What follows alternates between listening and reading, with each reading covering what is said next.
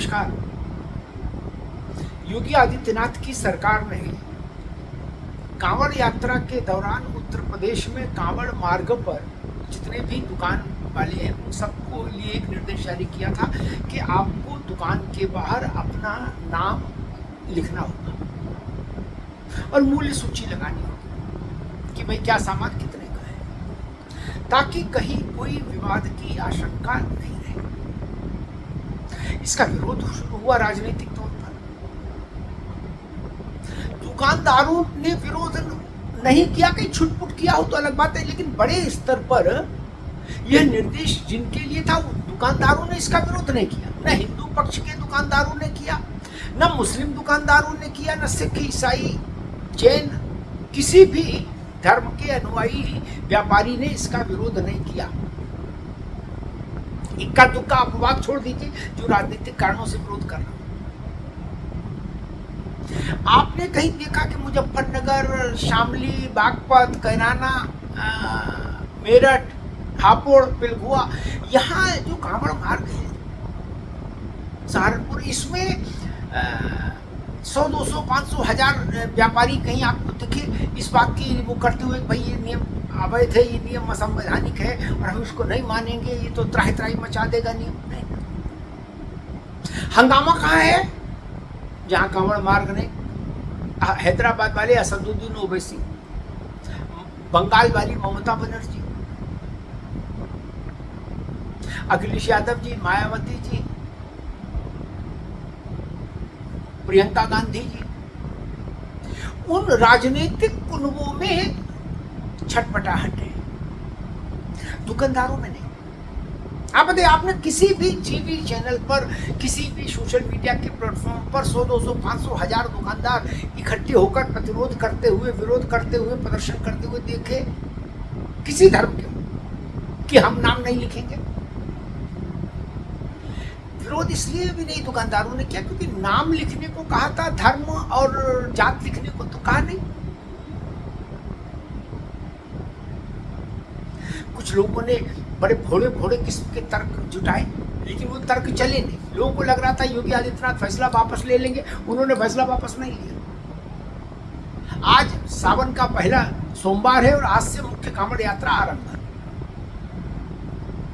5 से 6 करोड़ शिव भक्त अपनी समूची असंपूर्ण आस्था के साथ इस कांवड़ मार्ग से गुजरेंगे।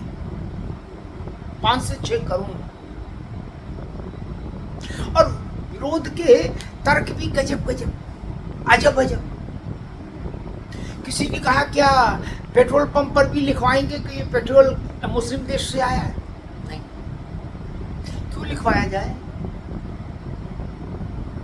पेट्रोल पंप का मालिक कौन है ये लोगों को पता है, क्योंकि उसके पेट्रोल पंप पर उसका सर्टिफिकेशन, लाइसेंसिंग का सर्टिफिकेट टंगा है फ्रेम होके। एक दूसरा, जिन देशों से कच्चा तेल आ रहा है, पेट्रोल, क्रूड ऑयल आ रहा है,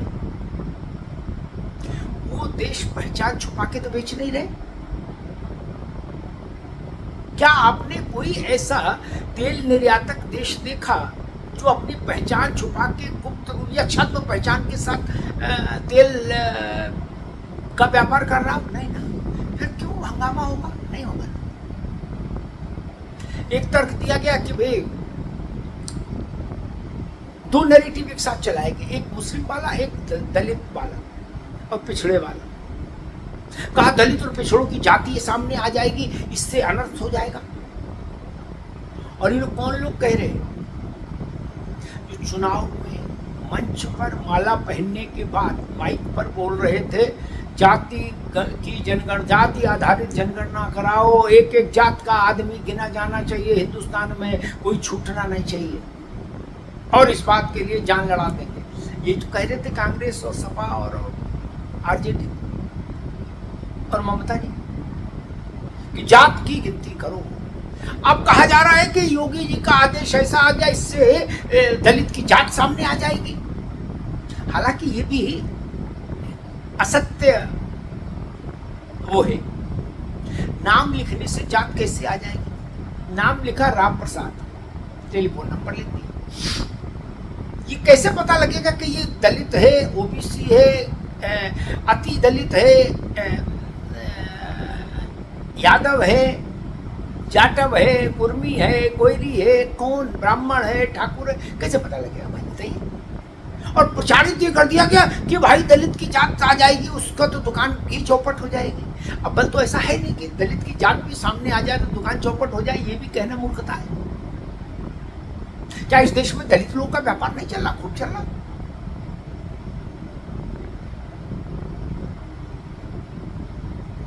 इस देश में ब्राह्मण भी जूते के कारोबार में है।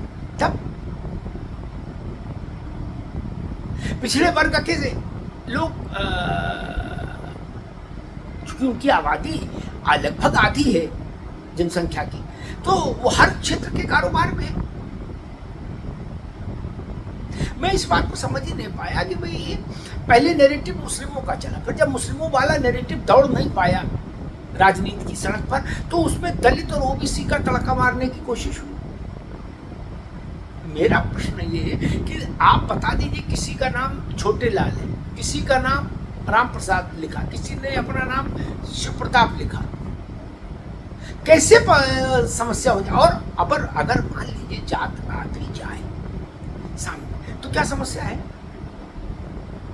यादव जी का ढाबा, पांडे जी का ढाबा, जैन साहब का शुद्ध शाकाहारी ढाबा, क्या दिक्कत क्या है? ऐसे तो चल रहे हैं, चल ही रहे। तो जो छद्म आवरण के साथ दुष्प्रचार करने की कोशिश हुई, वो चिंदी चिंदी होकर बिखर गया कांवड़ यात्रा आरंभ होने से पहले। कोई नैरेटिव चला ही नहीं। फिर एक नैरेटिव लाया गया कि भारतीय जनता पार्टी के सहयोगी दल इसके विरोध में है, इस निर्णय के। जनता दल यूनाइटेड ने कहा है कि ऐसा नहीं होना चाहिए, निर्णय वापस हो, और जयंत चौधरी ने कहा, आरएलडी के नेता।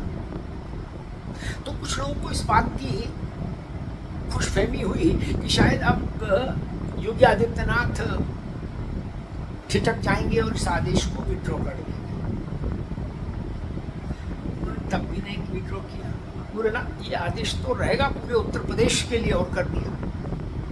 जैसे जैसे विरोधियों ने नैरेटिव फैलाया ये कि इससे संविधान खतरे में है, वैसे वैसे योगी जी ने अपने निर्णय पर और दृढ़ता जताई और वो स्थिति पैदा कर दी कि अभी पूरे प्रदेश में लागू होगा। तो कुल मिला के तस्वीर ये कि किसी भी स्थिति में जमीन पर इसका विरोध नहीं दिखा।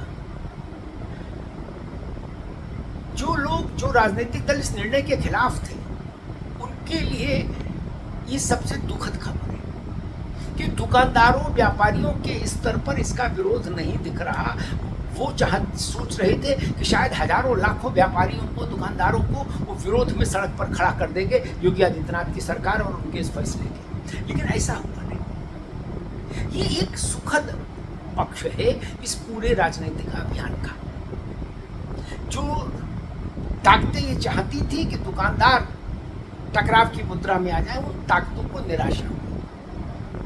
नाम बताने भर से किसी व्यापारी को कोई तकलीफ होगी ऐसा नहीं लगता। और अगर होती तो सपा, बसपा, कांग्रेस, जब सब दल सहयोग में थे, समर्थन में थे, तो दुकानदार खड़े हो जाते उनके साथ जाकर और एक बड़ा आंदोलन खड़ा हो जाता प्रशासन के इस निर्णय के खिलाफ। वैसा आंदोलन कहीं नहीं दिखा। इसलिए माना जाना चाहिए कि निर्णय सही था और इसका विरोध राजनीति